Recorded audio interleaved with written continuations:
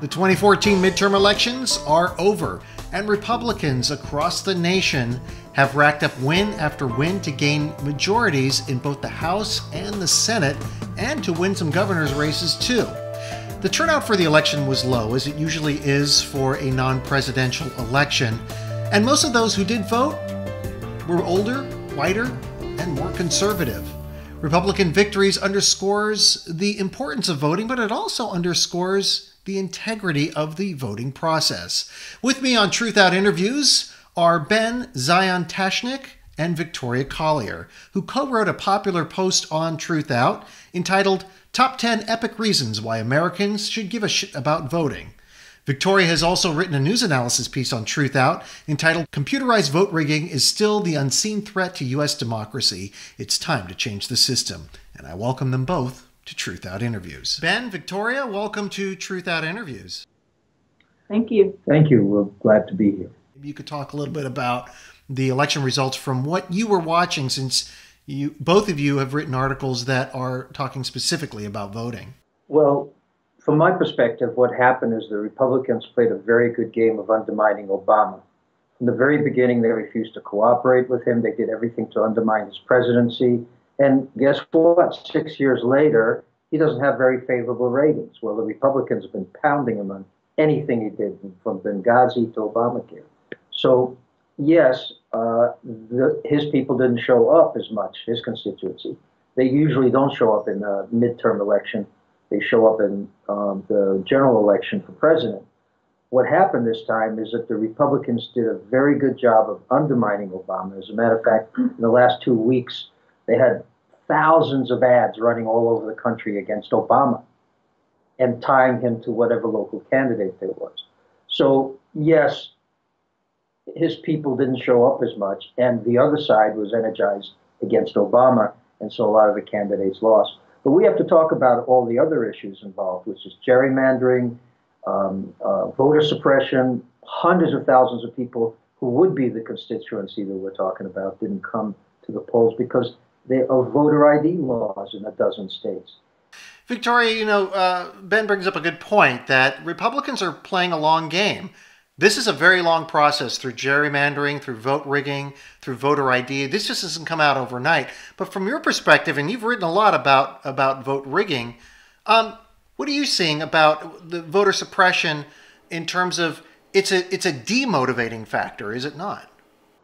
You're talking about suppression or rigging or both? Well, it's a little bit of both, because if you find out, if there are stories about vote rigging, a lot of people will probably say, well, then my vote doesn't count. So what's the point of showing up at the polls?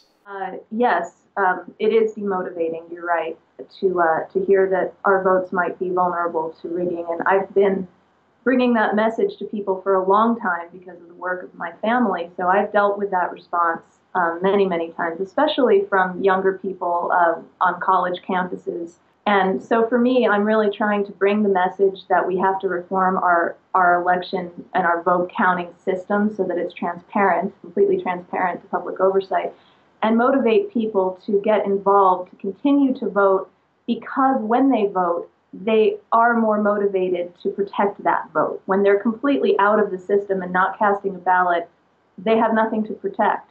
Now, Ben, you talked a little bit about the voter ID law and voter IDs in general. How has that been a barrier to people in general? I know that there are specific cases where people don't have birth certificates, or it's a burden to financial burden to apply for this. But when we talk about the general public, the larger public, how has this been a burden to people? Okay, so I'll give you an example. I wanted to renew my Vermont driver's license because it expired last month.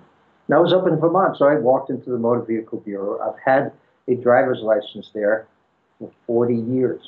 They wouldn't renew it because right now I live in Mexico and I didn't have an address and a bill to show them, or a property tax bill to show them, and they refused to give me an ID.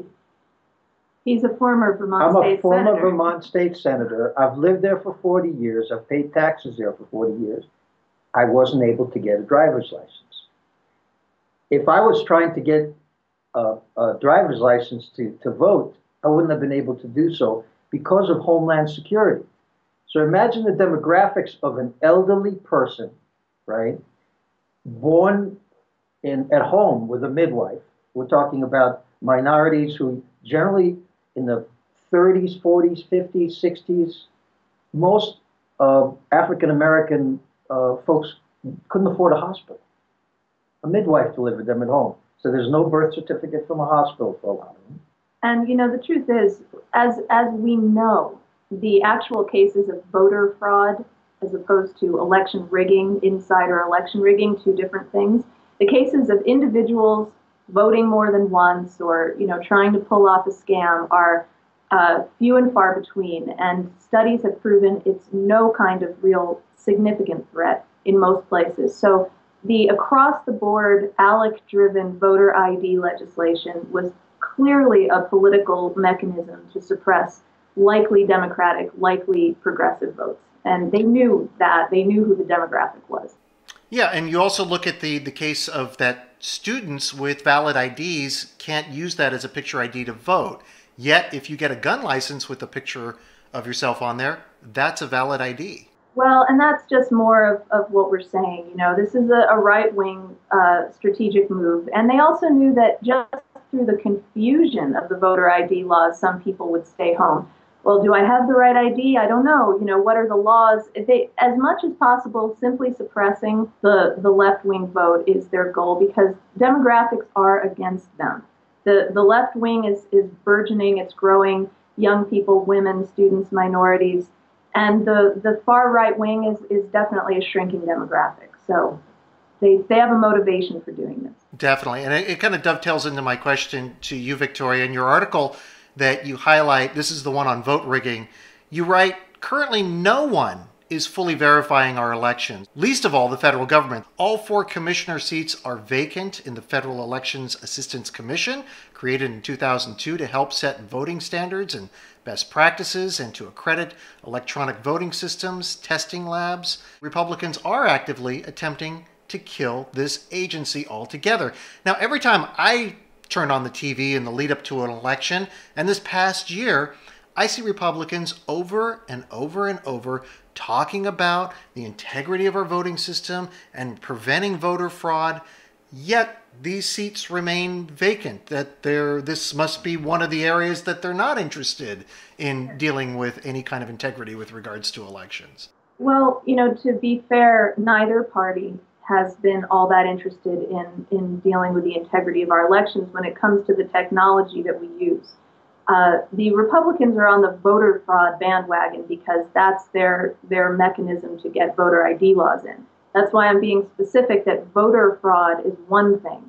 The integrity of our elections in how they're counted and what technology we use is another. That technology can be manipulated by the people who own it and control it. The people who program the memory cards, the people who are private vendors selling these systems to municipalities. So that is what the Election Assistance Commission was supposed to be overseeing. They have not upgraded their standards since 2005. They're really quite defunct. And one of the reasons why the Republicans say, you know, that they don't want to support it is that it's sort of a federal infringement on states' rights, which, you know, is usually their position. So it's the states that oversee their elections, which is why it's such a patchwork of laws and procedures all around the country. To have across-the-board standards that the EAC might have created, they view as an infringement on their right to run their own elections. So and also in the same way that they view the Voting Rights Act as an infringement on their right to run elections. Elections are often determined or controlled by a Secretary of State in most states, sometimes as a commission. But the Secretary of State is an elected official. And in many instances, for example, in Florida during Al Gore's contest with George Bush in 2000, the Secretary of State was a partisan Republican, and she took part in suppressing the vote count. And that was the same situation in Ohio in 2004, where George Bush won an upset victory.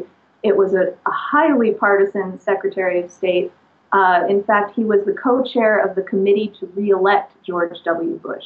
And he was overseeing the Ohio election results, which were all privately controlled in secret computer programs. So it was an absolutely non-transparent election and Bush won an upset surprise victory in the middle of the night. And this is another thing that's very interesting about this past election, and I'm just looking into this now, so I don't want to comment too much yet, but what we saw across the country is a very strong progressive turnout on ballot issues all around the country in different states, while at the same time we saw a far-right candidate win.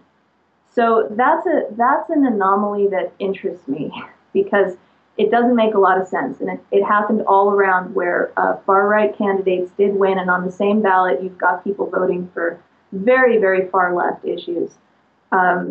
Why would that occur? Yeah, why would people split their ticket like that when they go into the voting booth and say, well, I want a Mitch McConnell representing me in Congress, but you know what, I'm going to go ahead and vote for legalizing marijuana or something like that. I know it didn't happen in Kentucky, but something along those lines. Here's a specific example. In Wisconsin, there was a ballot initiative to raise the minimum wage, and it won handily. At the same time, the governor, who was opposed to raising the minimum wage, Scott Walker, won his reelection. And it was very mysterious why people would split their vote that way. And what happens is, because of the lack of transparency in our voting system, every single election we're left with is speculation. Well, were the votes honest? Was something rigged? Do we know? Do we not know? And that's unfortunate. We don't need to have that kind of speculation if we actually just simply had transparency in our vote counting by counting paper ballots in public, videotaping that vote count and making it available to anybody to view online so that there can be no question. Otherwise, it undermines our faith in the system. If elections are rigged, and if they're consistently rigged, as some people do have evidence of, consistently rigged to the right for over a decade now, then you actually have a skewed, you continue to skew to the right, even in your election analysis. A colleague of ours, Jonathan Simon, has a great book that everybody should read called Code Red: Election Rigging in the New American Century. And he's done extensive analysis of polling as well. And he believes that the polls themselves are skewed to the right over time based on also actual vote result samples that are included. Given all that, and this can be somewhat not only frustrating from a listener's perspective, thinking, well, the whole thing is rigged, but also, as we talked about a little bit earlier, which is disheartening, how do you keep people energized and out to the polls and get out to the polls to vote when there's all these barriers in front of them that are real and some are invisible? So one of the things we're doing in the next couple of years is we're organizing around getting hand-counted paper ballots in all elections, making sure that votes are verifiable or verified, making sure that voter suppression is ended, and making sure that the money that's being put into politics is transparent.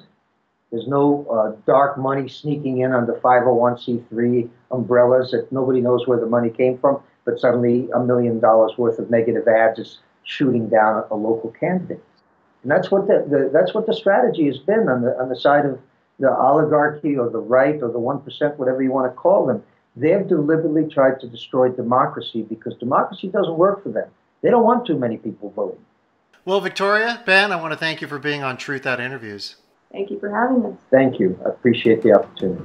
You can read Ben and Victoria's piece on Truthout. Their first one is entitled 10 Epic Reasons Why Americans Should Give a About Voting. Victoria also wrote a news analysis for Truthout called Computerized Vote Rigging is Still the Unseen Threat to U.S. Democracy. It's Time to Change the System. Hey, and that's Truthout Interviews for another week. I'm Ted Asregadoo. Thanks so much for tuning in.